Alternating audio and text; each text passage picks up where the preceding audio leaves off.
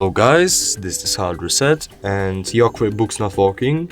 If transactions aren't signing, reports aren't loading, or you can't access invoices, try this.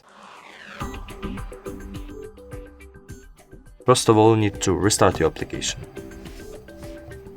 Like that. Second option is check permissions.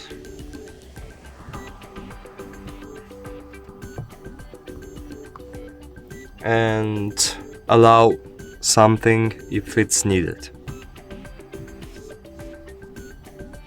I will tap the random permissions. The third one is the reinstall the application.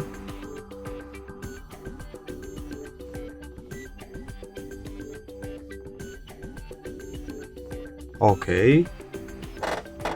Then check it out, and if it still doesn't work, check your internet connection, and if it's good, if it's stabilized, try to reboot your phone, and then it will help you.